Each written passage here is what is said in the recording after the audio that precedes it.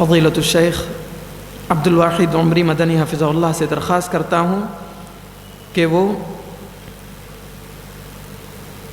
حفاظ کرام کی اہمیت، حامل قرآن کی اہمیت، اس کے متعلق جو ہے لب کشائی کریں۔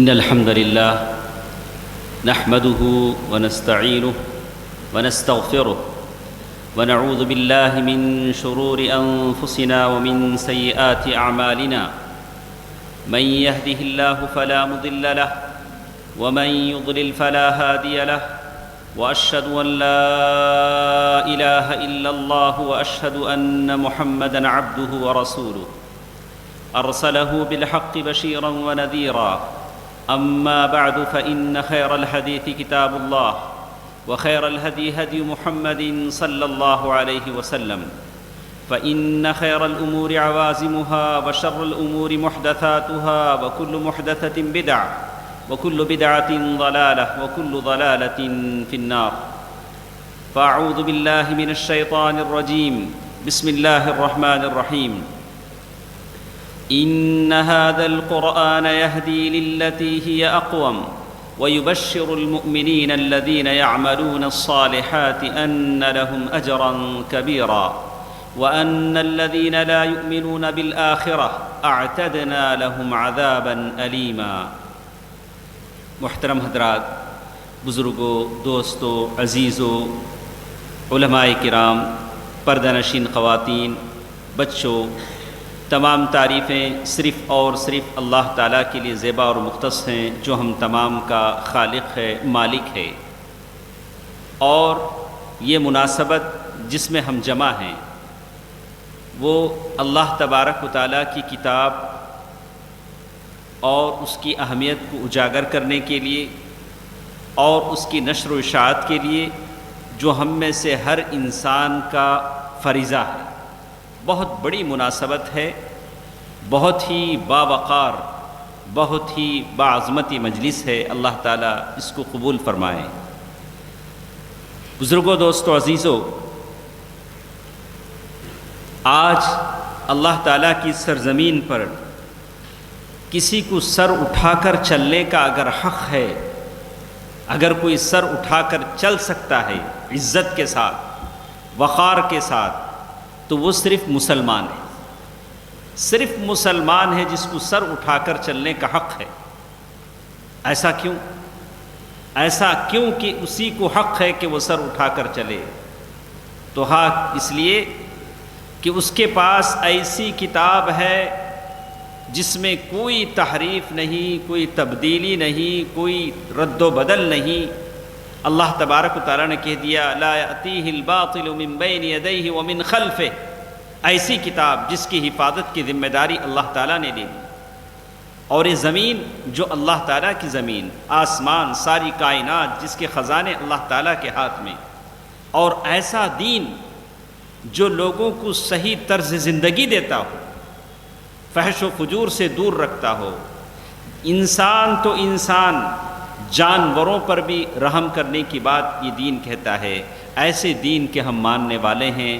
اگر فخر کرنے کا صرف حق ہے تو وہ آپ کو اور مجھے ہے۔ دوستو، عزیزو، مجھے اس بات کی ذمہ داری دی گئی ہے، میرے سامنے ہمارے اکابرین موجود ہیں اور بھی بڑے بڑے مشائخ آپ کے سامنے آئیں گے، جو بہت ساری باتیں آپ کے سامنے آئیں گی۔ ایک مختصر سے موضوع پر میں آپ کے سامنے کہنا چاہتا ہوں، وہ یہ کہ اللہ تعالیٰ کی کتاب کو جو لوگ اپنے دل میں سجا لیتے ہیں، اللہ تعالیٰ کی کتاب کو جو لوگ پڑھتے ہیں، اللہ تعالیٰ کی کتاب کو جو پڑھاتے ہیں، ان کا رتبہ کیا ہے، ان کی منزلت کیا ہے۔ کچھ دیر کے لیے ہم آپ کو، اس سے پہلے کہ میں وہ ساری حدیثیں آپ کو سناؤں جس کے تعلق سے اللہ تبارک و تعالیٰ نے کہیں، اور قرآن مجید کے وہ سارے نصوص آپ کے سامنے رکھوں، کچھ باتیں میں آپ کے سامنے کہہ دینا چاہتا ہوں۔ آپ کو یاد ہوگا کہ مسلمانوں نے ایک دوسری جنگ کفار قریش سے لڑی، وہ جنگ احد تھی۔ جنگ احد ختم ہوئی، جنگ کا غبار چھٹا، لوگ جنگ سے واپس آنے لگے اور مسلمانوں کے لوگ مسلمانوں کی طرف واپس جانے لگے، کافروں کے لوگ کافر اپنے مکہ واپس آنے لگے۔ سلامہ بنت اسد عورت ہے، انتظار کر رہی ہے اپنے دونوں بیٹوں کی، ایک جلاس اور ایک مشاجہ، دونوں بیٹوں کا انتظار کر رہی ہے کہ میرے یہ دونوں کافر بیٹے مسلمانوں سے جنگ لڑنے گئے تھے، اب تک واپس کیوں نہیں آئے؟ ہر ایک سے پوچھتی کہ میرے بیٹے کہاں ہیں۔ کچھ دیر کے بعد جلاس بہت ہی زخمی حالت میں، جسم سے خون بہہ رہا ہے، اپنے اونٹ پر آتا ہے، کہتے ہیں، ماں کہتی ہے کہ میرا بیٹا جلاس ہے۔ بیٹے کی حالت دیکھی تو ماں نے کہا کہ جلاس یہ تیری کیا حالت ہے، مشاجے کہاں ہیں؟ تو جلاس نے کہا کہ ماں میں نہیں جانتا، جو تیر مجھے لگا وہی تیر میرے بھائی مشاجع کو بھی لگا، تیر مارنے والا ایک تھا، اور میں نے اس کی جو بات میں نے سنی وہ یاد ہے کہ اس نے کہا خذھا منی وانا ابن ابی الافلح، ارے یہ تیر لے لے، میں ابن ابی الافلح کا بیٹا ہوں۔ اتنی بات کہہ کر جلاس نے بھی جان دے دی۔ ایک عورت جس کے دونوں بیٹوں کو ایک آدمی نے قتل کیا جو مسلمان ہیں، اور وہ ابن ابی الافلح ہیں، مکے کی گلیوں میں گھومتی ہے، آواز لگاتی ہے، کافروں سے پوچھتی ہے کہ مجھے بتاؤ کہ احد کے میدان میں محمد کے ساتھ ابن ابی الافلح کے نام سے کون تھا جس نے میرے دو بیٹوں کو قتل کیا؟ پریشان حال گھومتی ہے، لوگ بتاتے ہیں انہو صاحب محمد، ارے وہ تو محمد کا ایک ساتھی ہے جو عاصم بن ثابت کے نام سے جانا جاتا ہے۔ عاصم بن ثابت اس کا نام ہے۔ کعبہ مقدسہ کے پاس ٹھہرتی، کہتی ہے دیکھو میرے پاس جتنی دولت ہے ساری کی ساری دولت میں خرچ کر دوں گی، 100 اونٹ انعام دوں گی، لیکن شرط ہے کہ مجھے عاصم بن ثابت کا سر چاہیے۔ اللہ اکبر، کتنا بڑا انعام اس نے رکھا، 100 اونٹ انعام مقرر کر دیے کہ مجھے عاصم بن ثابت کا سر چاہیے۔ کہا کہ پگلی تو کیا کرے گی؟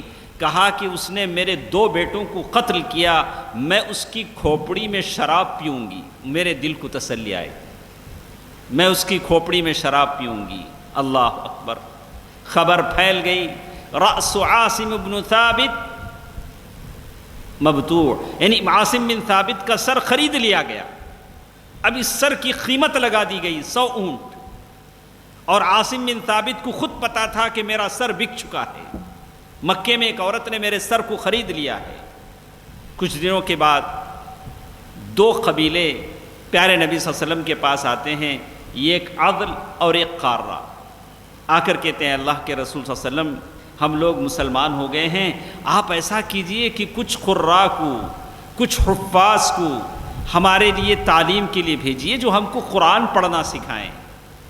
پیارے نبی صلی اللہ علیہ وسلم نے حضرت عاصم بن ثابت اور ان کے ساتھ بہت سارے صحابہ اکرام تھے، ان کو اللہ کے رسول صلی اللہ علیہ وسلم نے بھیجا، اور یہ لوگ جب رجیع کے مقام پر پہنچے تو قبیلہ حذیل کے 100 آدمیوں کو معلوم ہوا کہ ایک قافلہ جا رہا ہے، پیارے نبی صلی اللہ علیہ وسلم کا ایک قافلہ ہے، اور اس میں عاصم بن ثابت بھی ہیں جن کی سر کی قیمت 100 اونٹ کے برابر ہے۔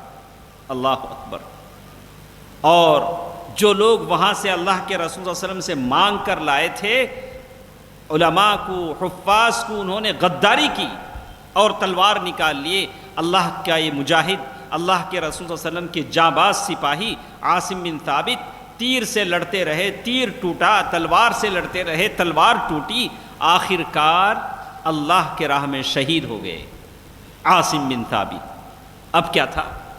100 اونٹ آنکھوں میں نظر آ رہے تھے، اب بس آگے بڑھ کر سر کاٹنا باقی تھا کہ ان کا سر کاٹا جائے، لیکن انہوں نے انتقال سے پہلے کہا تھا، شہادت سے پہلے کہا تھا اللہم انی حمیتو، اے اللہ میں نے تیری دین کی حفاظت کی صبح کے وقت، یا اللہ تو میرے جسم کی حفاظت کر رات کے وقت، جب میں مر جاؤں یا اللہ میرے جسم کی حفاظت فرما۔ اللہ اکبر، انہوں نے اللہ تعالیٰ سے دعا کی یا اللہ میرے جسم کی حفاظت فرما۔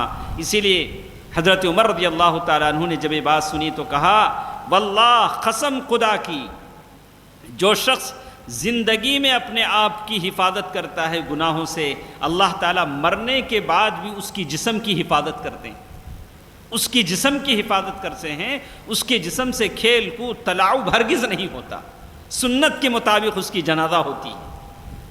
اور کفار نے انتظار کیا کہ چلو سر کاٹیں، لیکن ایسی چیز رونما ہوئی جو ان کے خواب و خیال میں بھی نہیں تھا۔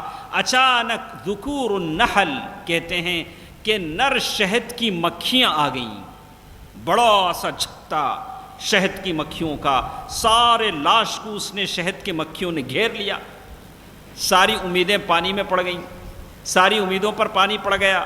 بڑے افسوس کرنے لگے کہ صاحب ہماری کیا بنے گا، ہمارے ساتھ کیا ہوگا، ہم سر کیسے کاٹیں گے، انعام کیسے لیں گے، انعام کیسے لیں گے، کیسے ہمیں انعام حاصل ہوگا۔ تو کہتے ہیں انہوں نے انتظار کیا کہ چلو ایسے کرتے ہیں، شام ہوگی اندھیرا ہوگا تو یہ شہد کی مکھیاں چلی جائیں گی، ہم پھر سر کاٹ لیں گے، 100 اونٹ ہمارے ہیں۔ لیکن شام ہوتے ہوتے جیسے مورخین نے کہا ہطلت الامطار، بارش بہت زور کی آئی، عجیب بجلیاں کڑکنے لگیں۔ یہ 100 اونٹ کی امید لگائے ہوئے لوگوں نے دیکھا کہ لاش پانی میں بہہ گئی، وادیوں میں ڈھونڈا، بڑے بڑے نالوں میں ڈھونڈا کہ ارے لاش کہاں گئی، لیکن لاش ان کے ہاتھوں نہیں آئی۔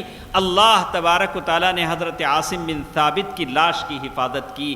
اسی لیے انصار بڑی فخر سے کہا کرتے تھے منا حمی الدبر، ارے وہ آدمی ہم میں سے ہے جس کی لاش کی حفاظت شہد کی مکھیوں نے کی۔ ایسا کیوں ہوا؟ حضرت عاصم بن ثابت کی لاش کی حفاظت کے ساتھ یہ مراحل کیوں پیش آئے؟ کیوں اس سلامہ بنت اسد کی امید پوری نہیں ہوئی؟ صرف اس لیے کہ وہ قرآن پڑھتے تھے، پڑھاتے تھے۔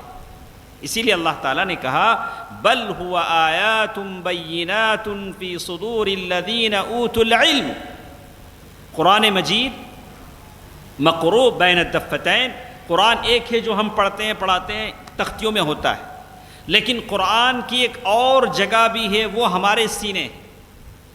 جب تک قرآن سینوں میں نہ ہو تب تک کوئی بات نہیں بنتی، قرآن جب سینوں میں ہو تبھی تو بات بنتی ہے۔ اور یہ صحابہ اکرام جنہوں نے اپنی زندگی اللہ تبارک و تعالیٰ کی سپرد کر دی، اللہ تعالیٰ نے ان کی لاش کی حفاظت کی صرف اس وجہ سے کہ وہ قرآن پڑھتے تھے اور پڑھاتے تھے۔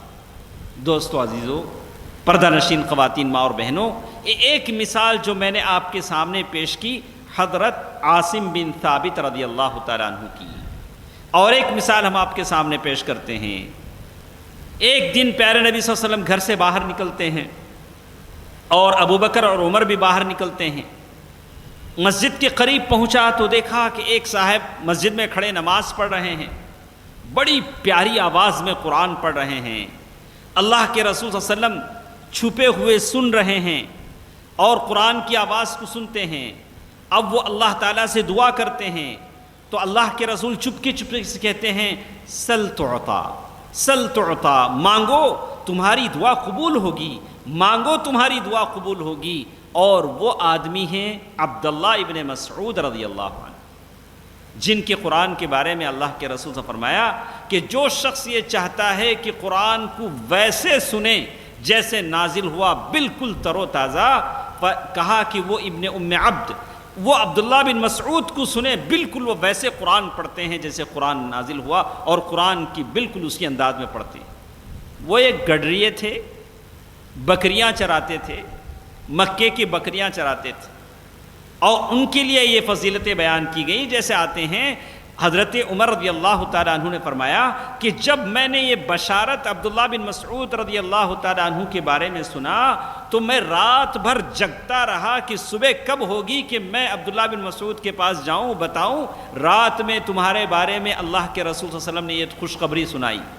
لیکن جب صبح گیا، دروازہ کھٹکھٹایا، عبداللہ بن مسعود باہر نکلے، کہا کہ اے عمر کیا بات ہے اتنی صبح سویرے اور ایسی حالت میں؟ کہا کہ رات میں یہ واقعہ پیش آیا، اللہ کے رسول صلی اللہ علیہ وسلم نے تمہارے بارے میں کہا سل تعطا، اے عبداللہ بن مسعود جو بھی مانگو، تم نے قرآن اس انداز میں پڑھا ہے کہ تمہاری دعا قبول کی جائے گی۔ حضرت عبداللہ بن مسعود نے سنا تو کہا قد سبقک ابو بکر، کہا کہ کیا بات کہتے ہو، بات صحیح ہے لیکن تم سے پہلے یہ بشارت مجھے ابو بکر سنا چکے ہیں، ابو بکر آئے تھے، انہوں نے یہ بشارت مجھے سنا دی۔ اللہ اکبر۔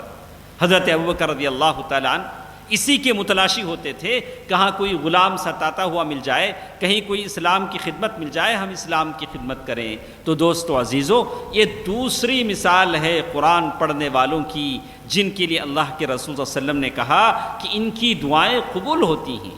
اور اسی طرح آپ دیکھیں گے حضرت ابی بن کعب رضی اللہ تعالیٰ عنہ، اللہ کے رسول صلی اللہ علیہ وسلم نے ان سے کہا اللہ تبارک و تعالیٰ نے مجھے حکم دیا ہے کہ تم سے میں قرآن سنوں۔ انہوں نے بڑے تعجب خیز انداز میں کہا اے پیارے نبی کیا بات کہتے ہیں، صاحب قرآن آپ ہیں، قرآن آپ پر نازل ہوتا ہے، میں قرآن پڑھوں آپ سنیں؟ کہا کہ ہاں، سمانی اللہ، کہ اللہ تعالیٰ نے میرا نام لیا ہے کہ مجھ سے آپ قرآن سنیں۔ یعنی وہ اس بات پر رونے لگے کہ ساتوں آسمان پر ابی بن کعب کا نام لیا جانے لگا، صرف اس لیے کہ وہ قرآن پڑھتے اور پڑھاتے تھے، قرآن سے ان کو شغف تھا۔ دوستو عزیزو، اگر شکوے شکایت کی باتیں کہیں جانے لگیں تو بہت ساری ہیں، بہت ساری شکوے کی بات ہیں۔ اس محفل میں میں اپنی بہنوں سے، میں اپنے بھائیوں سے، میں اپنے بچوں سے کہوں گا کہ آپ مجھے یاد کر کے بتائیں کہ آخری مرتبہ کب آپ نے قرآن چھوا تھا؟ آپ کو یاد ہے؟ ارے ہم گوگل اٹھاتے ہیں تو ہسٹری مل جاتی ہے، 1 month ago، 1 year ago۔ آپ مجھے اپنی ہسٹری بتا کر بتائیں کہ کتنے مہینے ہوئے آپ نے قرآن چھوا تھا، قرآن کو کبھی نظر عقیدت سے پڑھا تھا۔ اللہ اکبر۔ دوستو، میری بہنوں، میرے عزیزوں، قرآن پڑھنے کا مطلب ہے آپ اللہ سے محو گفتگو ہیں۔ انسان کی 2 ہی حالتیں ہوتی ہیں، یا تو اللہ تعالیٰ سے وہ بات کرتا ہے یا تو اللہ اس سے بات کرتے ہیں، اس کے علاوہ کوئی تیسری حالت نہیں۔ یہ دونوں حالتیں، ایک نماز ہے، ایک قرآن ہے۔ آپ نماز پڑھنے لگتے ہیں کأنہ یتناجا ربہ، آپ اپنے رب سے بات کرنے لگتے ہیں۔ آپ جب قرآن پڑھنے لگتے ہیں تو اللہ تعالیٰ آپ سے بات کرنے لگتا ہے۔ اس کے علاوہ میں نہیں جانتا کہ کوئی تیسری صورت ہمارے پاس ہو، کوئی تیسری چیز ہمارے پاس نہیں۔ مومن انہی دونوں حالتوں میں ہوتا ہے، یا تو وہ اللہ تعالیٰ سے بات کرتا ہے یا اللہ تعالیٰ اس سے بات کرتے ہیں۔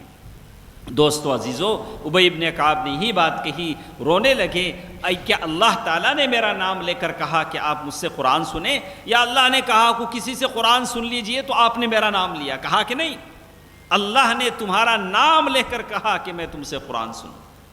اللہ اکبر۔ ایک ایسی ہستیاں تھیں، ان کی کیا کیا باتیں تھیں، اور یہ کیسے ان سے قرآن سے ان کا شغف تھا۔ اور اسی لیے کہتے ہیں کہ قرآن، اللہ اسی لیے کہا ان اللہ یرفع بہذا الکتاب اقواما، قرآن ایسی چیز ہے جس سے اللہ تعالیٰ لوگوں کو سر بلندی عطا فرماتے ہیں، آخرت میں بھی دنیا میں بھی۔ کچھ لوگ پیارے نبی صلی اللہ علیہ وسلم کے پاس آئے، کہا کہ اللہ کے رسول صلی اللہ علیہ وسلم ہم سیکھنا چاہتے ہیں، پڑھائیے۔ پڑھایا، جب پڑھائی ختم ہو گئی اپنے گاؤں واپس جانے لگے تو کہا کہ اللہ کے رسول صلی اللہ علیہ وسلم ہمارا امیر کون ہوگا؟ کہا کہ تمہارا امیر وہ ہے جو سب سے زیادہ جس کو قرآن یاد ہو۔ اللہ اکبر۔ اور شہد کے میدان میں، اور میدان احد میں، میدان بدر میں، جہاں شہداء خون سے شرابور ہیں، اور کچھ شہداء شہید ہو چکے ہیں، مردہ جسم پڑے ہیں، اجتماعی قبر کھودی گئی اور قبروں میں ان کو لٹایا جانے لگا۔ تو اللہ کے رسول صلی اللہ علیہ وسلم سے پوچھا صحابہ کرام نے، اللہ کے رسول پہلے کس کو قبر میں اتاریں، پہلے کس کو قبر میں رکھیں؟ تو کہا کہ پہلے میرے خاندان کو رکھو، بعد میں انصار کو رکھو، بعد میں مہاجرین کو رکھو۔ نہیں، ایسی بات نہیں کہی، کہا کہ پہلے جس کو قرآن یاد ہے اس کو پہلے قبر میں اتارو۔ اللہ اکبر! قرآن، صاحب قرآن کا مرتبہ ہی الگ ہے۔ میں بھلے کوئی عالم بھوکا رہ جائے لیکن حافظ کبھی بھوکا نہیں رہتا ہے، حافظ کبھی بھوکا نہیں رہتا ہے، چاہے وہ بات الگ ہے، اب وہ سنی ہو، بدعتی ہو، سلفی، وہ بات الگ ہے، لیکن مسئلہ ہے حافظ قرآن کا، حافظ قرآن کا۔ حافظ قرآن کے انداز ہی الگ ہیں، اور اللہ تعالیٰ کے پاس بھی جاتا ہے تو اللہ تبارک و تعالیٰ کہتے ہیں اقرا وارتقی کما کنت ترتل، ارے قرآن پڑھتے جاؤ، جنت کے درجے چڑھتے جاؤ۔ اسی لیے صحابہ کرام نے کہا کہ ایسا بھی ہوا ہے کہ جنت کے 114 درجے ہیں سورہ کے حساب سے، بعض نے آیتوں کے حساب سے بیان کیا۔ اقرا وارتقی، ارے قرآن پڑھتے جا، چڑھتے جا اللہ کے بندے۔ اب جس کو قرآن جتنا یاد ہے اتنا وہ چڑھے گا، اتنی جنت کی مرتبے اس کے ساتھ ہوں گی۔ لیکن صحیح معنی میں ایک تو رٹنا الگ ہے، اسی لیے کفار قریش نے اعتراض کیا لولا نزل هذا القرآن جملة واحدہ، اے اللہ کے نبی ایسا کیوں نہیں ہوا کہ جیسے موسیٰ علیہ السلام کو ایک ہی مرتبہ کتاب دے دی گئی ویسے سارا قرآن ایک ہی مرتبہ دے دیا جاتا؟ یہ 20 پر 3 سال 23 ایئرس کیوں قرآن وقفے وقفے سے تھوڑا تھوڑا دیا گیا؟ کہا کہ بات ایسی نہیں ہے، كَذَلِكَ لِنُثَبِّتَ بِهِ فُؤَادَكَ، ہم نے قرآن کو جو تھوڑا تھوڑا دیا، لِنُثَبِّتَ بِهِ فُؤَادَكَ، ہم تمہارے دل کو جما دیں، وَرَتَّلْنَاهُ تَرْتِيلًا، ہم نے قرآن کو ترتیل انداز میں پڑھا، تھوڑا تھوڑا غور و فکر کے ساتھ، تدبر کے ساتھ۔ گستاخی معاف ہو، ایک سوال میں آپ سے میرے بہنوں سے کروں گا کہ پتہ نہیں، میری عمر 40 پر 2 سال ہے، جب سے ہوش سنبھالا ہے، آپ کی عمر پتہ نہیں کتنی ہوگی، 50 سال 20 سال۔ ہم لوگ ہر مرتبہ پڑھتے ہیں قُلْ أَعُوذُ بِرَبِّ الْفَلَقِ، کیا کبھی آپ نے غور کیا یہ فلق کیا ہوتا ہے؟ فلق کے معنی کیا ہیں؟ غاسق کے معنی کیا ہیں؟ نہیں، بس پڑھتے ہیں۔ ارے کبھی معنی پر تدبر کیا؟ ارے اس کے کیا معنی ہوتے ہیں؟ قرآن اللہ تعالیٰ کی کتاب کیا کہتی ہے؟ قرآن کے معنی، ان کے مفاہیم پر آدمی غور کریں، اور اسی لیے تو قرآن آیا، ورنہ ایک ہی مرتبہ قرآن دے دیا جاتا کہ چلو پورا قرآن سنبھالو۔ اللہ تعالیٰ نے اسی لیے کہا وَرَتَّلْنَاهُ تَرْتِيلًا كَذَلِكَ لِنُثَبِّتَ بِهِ فُؤَادَكَ، ہم قرآن کو تمہارے دلوں میں جما دیں۔ دوستو عزیزو، پردہ نشین خواتین، ماں اور بہنوں، اسی لیے حدیث میں آتا ہے کہ جب صاحب قرآن جب اللہ تعالیٰ کے پاس جائے گا تو قرآن اس کے لیے کہے گا یا ربی، اے میرے رب، حلی، یا اللہ یہ صاحب قرآن ہیں، اس کو جوڑا پہنائیے، تاج الوقار، تاج الکرامہ، عزت کا جوڑا اسے پہنایا جائے گا صاحب قرآن کو۔ لیکن صاحب قرآن صاحب عمل بھی ہو، لیکن اگر وہ قرآن کو آمدنی کا ذریعہ بنا لے، کہا کہ یہاں ہم ٹیوشن پڑھاتے رہیں گے، ہم کو آمدنی ملتی رہی، کہا کہ نہیں، آدمی کوشش کرے کہ اللہ تعالیٰ نے جو قرآن اسے دیا ہے، آدمی اس قرآن پر، اس قرآن کی آیتوں کو سمجھے اور اس قرآن پر عمل کرنے کی کوشش کرے، تب جا کر بات بنتی ہے۔ اللہ کے رسول صلی اللہ علیہ وسلم نے احادیث میں صاحب قرآن کی فضیلتیں بیان کر دیں، اور کبھی کہا کہ قیامت کا وہ وقت جہاں ہر شخص اپنی اپنی پریشانی میں ہوگا۔ کہا کہ کتنی پریشانی؟ کہا کہ اتنی پریشانی آدمی پر ٹھہرا ہوگا اور اس کو نہیں پتا کہ میرے اوپر کوئی ٹھہرا ہے، ٹھہرنے والے کو نہیں پتا کہ میں کس پر ٹھہرا ہوں، جس پر ٹھہرا اسے نہیں پتا کہ میرے اوپر کوئی ٹھہرا ہے۔ یہ پریشانی کا عالم۔ اور پھر ادھر شیطان کے لیے ممبر لگایا گیا ہے، آگ کا ممبر، ہمارے مسجد میں لکڑی کا ممبر ہوتا ہے، وہاں شیطان کے لیے آگ کا ممبر، اور وہ اس پر تقریر کر رہا ہے، یا ثبورا یا ویلا، ارے کیا بربادی ہو گئی، کیا مصیبت آ گئی، تو اللہ کے فرشتے کہیں گے ارے ایک مرتبہ نہیں، 100 مرتبہ تم کہو کہ ارے کیا بربادی ہے، کیا ہلاکت ہے، کیا مصیبت ہے۔ اور یہ پریشانی کا عالم ہے، عجیب سما بندہ ہوا ہے۔ اور کہا حشر سے پہلے جب حشر بپا ہوتا ہے، وہ حشر کیا ہے؟ کہا کہ سورج جب عالم میں تغیرات ہونے لگتے ہیں، ستارے جب گر پڑتے ہیں، اور پھر پہاڑ جب اڑنے لگتے ہیں، اور پھر انسان کی کیا حالت ہوگی، ایسے وقت جب آسمان کا سورج بالکل بقدر میل کہتے ہیں، آنکھ میں جو سرما لگاتے ہیں تو وہ جو سلائی ہوتی ہے سرما لگانے کی، اتنے اوپر سورج ہوگا۔ آنکھ میں سرما لگانے کی سلائی کتنے میٹر ہوتی ہے؟ کتنے میٹر ہوتی ہے میرے بھائی؟ اتنی ہی تو ہوتی ہے۔ آنکھ میں سرما لگانے کی سلائی اتنی تو ہوتی ہے۔ کہا کہ بس سورج اتنا ہوگا اگر وہ مراد لیں۔ بعض لوگوں نے کہا میل کا حساب 1 کلومیٹر 1 میل جو بھی ہوتا ہے، تو کہا کہ اس وقت جب سورج ہوگا، اللہ کے رسول صلی اللہ علیہ وسلم فرمایا کہ جو شخص سورہ بقرہ، سورہ آل عمران یاد کر لے گا، کہا اللہ کے رسول صلی اللہ علیہ وسلم نے 3 مثالیں اس کے لیے بیان کی، کہا غمامتان سوداوان، یہ 2 صورتیں اس کے لیے کالا بادل بن کر سایہ کریں گی، اس کے لیے مظل یا تو سایہ دار یہ چھتری کی طرح بن جائیں گی، یا صوافان یا پرندے کے 2 پر کی طرح بن جائیں گے اور اس آدمی کے لیے سایہ کریں گے۔ مجھے تعجب ہوتا ہے، سلف کے بارے میں کہتے ہیں کہ حضرت عمر رضی اللہ تعالیٰ عنہ نے سورہ بقرہ کے لیے 8 سال صرف کی، سورہ بقرہ یاد کرنے میں 8 سال لگا دیے حضرت عمر رضی اللہ تعالیٰ عنہ نے۔ تو بات یہ بنتی ہے کہ آج کے زمانے میں نہیں کہتا کہ قرآن پر توجہ دینا، اپنے بچوں کو خاص کر قرآن سے ان کے دلوں کو شغف پیدا کرنا، مجھے عجیب مثالیں آتی ہیں۔ ایک مثال میں نے پڑھی، سعودی امارات ہی کی ایک عورت تھی، اردن کی ایک عورت تھی، جس کے بارے میں کہا کہ اس عورت کی عمر 60 سال تھی، ایسے حلقات میں جاتی تھی، دینی مجلسوں میں جاتی تھی، دیکھتی تھی کہ لوگ قرآن پڑھتے ہیں، اسے بڑا تعجب ہوتا تھا۔ ایسا ہونا چاہیے، آپ کو قرآن نہیں پڑھنا آتا ہے، دوسرا اگر قرآن پڑھتا ہے تو آپ کے دل میں افسوس ہونا چاہیے، ارے یہ اللہ کی باتیں ہیں، وہ پڑھ رہا ہے، میں پڑھ نہیں پا رہا ہوں، کتنی افسوس کی بات ہے۔ اس عورت نے افسوس کیا، اپنے لوگوں سے کہا ہماری عورتیں بہنیں ساتھ والی کوئی عمدہ لباس پہنتی ہے، عمدہ زیور پہنتی ہے تو یہ ضرور پوچھ لیتی ہیں ڈریس کہاں سے خریدا، زیور کہاں سے خریدا، کنگن خوبصورت ہے، بگڑی کہاں سے خریدی، لیکن یہ بھی پوچھیں کہ ارے ماں اگر تو قرآن جانتی ہے تو مجھے بھی ذرا قرآن پڑھا دے، مجھے بھی ذرا قرآن سکھا دے، اور کبھی اس کے دل میں یہ جذبہ ہو۔ اسی لیے کہتے ہیں کہ ماں حمل کی حالت میں جیسے کچھ پڑھتی ہے بچے پر وہی اثرات ہوتے ہیں۔ ماں کے رحم میں جو بچہ ہوتا ہے اگر وہ حمل کی حالت میں قرآن پڑھتی ہے تو بچے پر حفظ کرنا آسان ہو جاتا ہے۔ اس عورت کے بارے میں کہا کہ وہ کچھ نہیں جانتی تھی، حروف ابجد بھی اسے نہیں آتے تھے، تو اس نے اپنے ساتھیوں سے کہا، عورت ساتھیوں سے کہا کہ مجھے بس اتنا بتا دیں کہ اللہ کا لفظ کہاں کہاں ہے، اللہ کا لفظ قرآن میں کہاں کہاں ہے، اتنا مجھے بتا دیں، شاید میں وہ پڑھ سکوں۔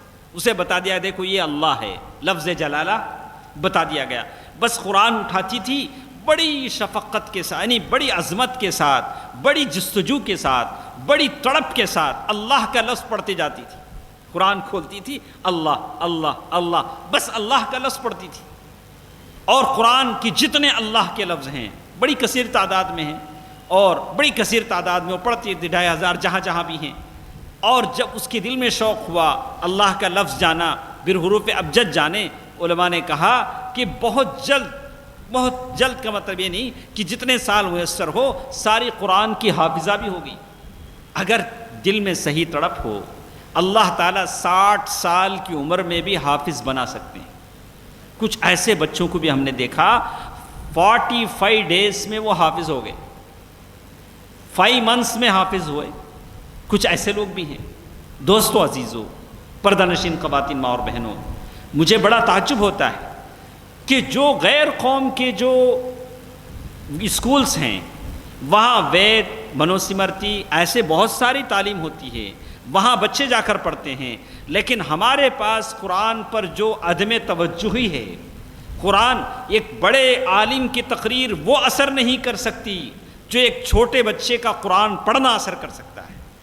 چھوٹا بچہ قرآن، آج اتنے حالات ہوتے ہوئے امت مسلمہ پر پتہ نہیں کتنی کتنی مصیبتیں آئیں، کتنی کتنی پریشانیاں آئیں، لیکن اس کے باوجود بھی امت مسلمہ اپنے اندر ثبات اور قوت پر جمی ہوئی۔ اس کا سبب کیا ہے؟ اس کا سبب بس قرآن ہے۔ اللہ اکبر، قرآن ہے، قرآن کی تعلیم ہے، اور قرآن سے بچوں کا شغف ہے، اور یہ حفظ کرنا اور کروانا ہے، جس کی اسی لیے حدیث میں کہا گیا کہ حافظ قرآن کے لیے، معلم خیر کے لیے ہر چیز دعائیں کرتی ہیں، حتی الحیتان فی الماء، پانی کے اندر مچھلیاں بھی اس معلم خیر کے لیے دعا کرتی ہیں جو قرآن سیکھتا ہے، لوگوں کو سکھاتا ہے۔ یہاں تک کہ اپنے بلوں میں چونٹیاں بھی دعا کرتی ہیں جو قرآن سیکھتا ہے اور سکھاتا ہے۔ دوستو عزیزو، پردہ نشین خواتین، ماں اور بہنوں، مجھے اچھی طرح یاد ہے کبھی لوگ کہتے تھے، ہمارے والد محترم سے بھی لوگ پوچھتے تھے کہ کیا بات ہے، کہا کہ ہم کہتے ہیں بس ہم اس بات پر یقین ہے کہ جو شخص قرآن پڑھتا ہے، حافظ قرآن ہوتا ہے، اللہ تعالیٰ اس کے والدین کو بخش دیتا ہے۔ ہمت کیجئے، ہمت کیجئے، اپنے بچے کو حافظ قرآن بنانے کی ہمت کیجئے، اور اللہ تعالیٰ سے دعا کیجئے۔ ماں کی دعائیں ماں باپ بچوں کے حق میں قبول ہوتی ہیں۔ امام بخاری رحمہ اللہ کی ماں نے اللہ تعالیٰ سے دعا کی، یا اللہ میرے بچے کی آنکھیں دے دے۔ اللہ تعالیٰ نے وہ آنکھیں دیں، آنکھوں میں وہ تیزی دی کہ چاند کی روشنی میں بیٹھ کر بخاری لکھتے تھے۔ یہ کس کی دعا تھی؟ ماں کی دعا تھی۔ ماں باپ اگر یہ طے کر لیتے ہیں، یہ اس بات کا عزم کر لیتے ہیں، اس بات کا ارادہ کر لیتے ہیں کہ میرے بچے کو اللہ تعالیٰ کی کتاب کا حافظ مجھے بنانا ہے، اللہ تعالیٰ ضرور اسے حفظ کا انعام دیتے ہیں۔ دوستو عزیزو، حسد بہت بری چیز ہے، حسد نہیں کیا جا سکتا، اور حسد کے بارے میں اللہ کے رسول صلی اللہ علیہ وسلم نے فرمایا کہ حسد آدمی کو نہیں کرنا چاہیے، اس لیے کہ حسد نیکیوں کو ایسے کھا لیتی ہے جیسے آگ لکڑی کو کھا لیتی ہے۔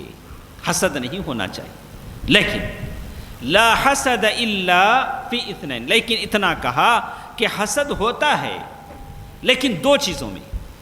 ایک، صاحب قرآن یتلوہ آناء اللیل و آناء النہار، جو قرآن پڑھتا ہے، صبح شام قرآن کی تلاوت کرتا ہے، تو ایسے شخص کو دیکھ کر آپ حسد کریں کہ اللہ اگر مجھے تو قرآن دے دیتا، میں قرآن یاد کر لیتا تو میں بھی ایسے ہی قرآن پڑھتا۔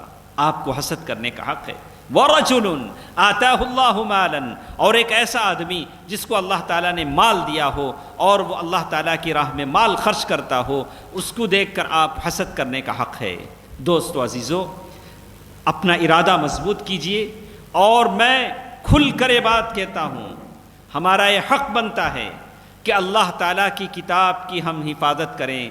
جب ہم اللہ تعالیٰ کی حفاظت کریں گے، مجھے تعجب ہوتا ہے جیسے آج ہم اپنے جیبوں میں موبائل لے کے گھومتے ہیں، ویسے ہمارے سلف قرآن لے کے گھومتے تھے۔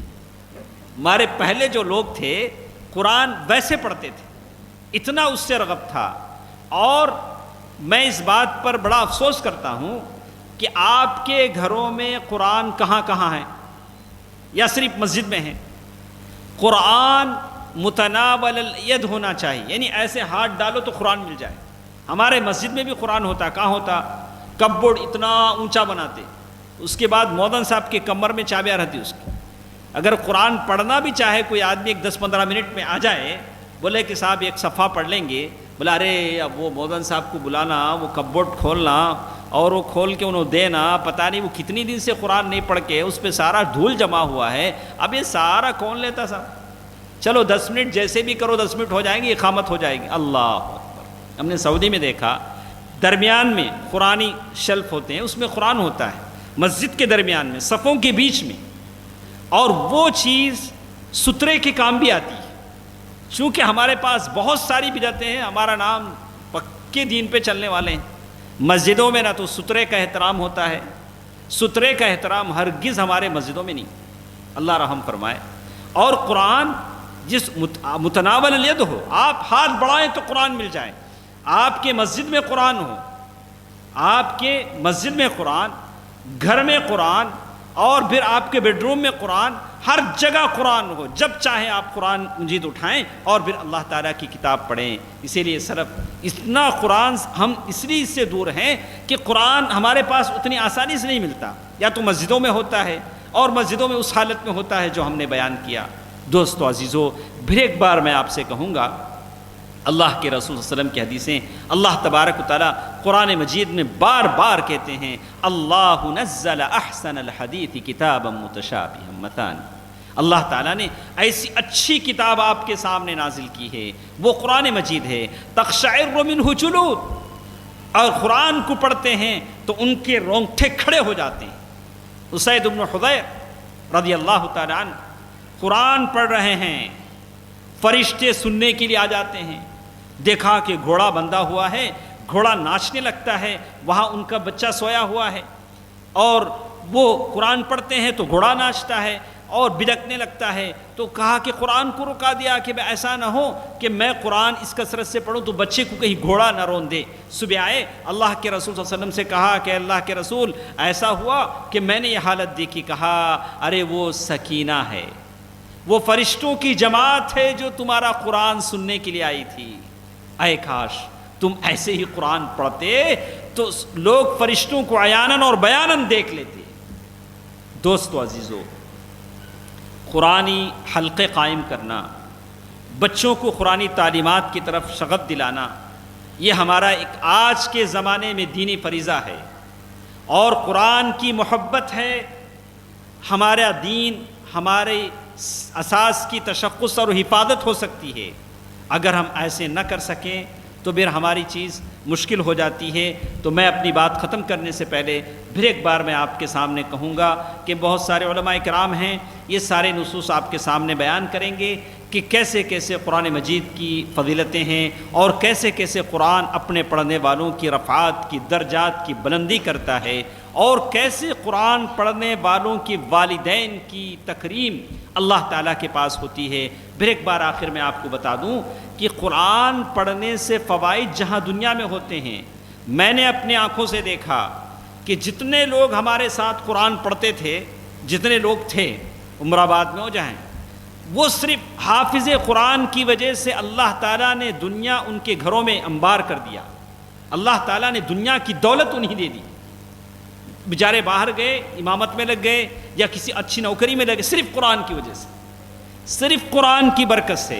اللہ تعالیٰ قرآن کی برکت سے دنیا بھی دیتے ہیں اور آخرت بھی دیتے ہیں، اور دونوں حفاظتیں ہوتی ہیں، اور یہ ہمارا ذمہ داری بنتی ہے۔ ایک چھوٹا سا منصوبہ میرا تھا کہ اس بات کا ہم یہ کریں، جیسے ہم نے دوسرے شہروں میں دیکھا ہے کہ قرآن مجید کے حفظ کے لیے فجر کی نماز کے بعد آپ کی کوئی آفس ہے، آفس 10 بجے کھلتی ہے، آفس کا کوئی کھلا روم ہے، تو ہم یہ کریں کہ اس شہر میں جو صاحب دولت ہیں، جو صاحب مال ہیں، ان کے اسپانسر میں، ان کی کفالت میں ایک ایک سرکل جگہ جگہ محلوں میں گلیوں میں بنا دی کہ یہ سرکل نمبر 1 فلاں صاحب کے پیسے سے چلتا ہے، پیسہ دینا کچھ نہیں، دکاندار سے کرایہ دینا نہیں، اس لیے کہ اس کا دکان 10 بجے شروع ہوتا ہے، ہم فجر سے 10 بجے تک وہ ہماری نگرانی میں رہے گا، بس ایک گھڑا پانی چاہیے، 2-4 بینچ چاہیے، اور بھی جو حافظ اور مولوی پڑھاتے ہیں ان کے لیے معمولی سی 1000-2000 میں بات بن جاتی ہے، لیکن ایک حلقہ قرآن آپ کی ماتحتی میں چلتا ہے۔ اگر دنیا کے اللہ تعالیٰ نے جن کو دولت دی ہے صحیح معنی میں اگر وہ دلچسپی لیں تو ایسے ہزاروں سرکل ہم بنا سکتے ہیں، اللہ تعالیٰ کی قرآن کی تشہیر ہم کر سکتے ہیں۔ اللہ تعالیٰ مجھے اور آپ کو اس بات کی توفیق دے، اللہ تعالیٰ قرآن سمجھنے، پڑھنے، اس کی تشہیر کرنے کی اللہ تعالیٰ ہمیں توفیق دے۔ آمین برحمتک یا ارحم الراحمین، والحمد للہ رب العالمین، والسلام علیکم ورحمۃ اللہ وبرکاتہ۔ شکرا لکم، جزاکم اللہ خیر۔ محترم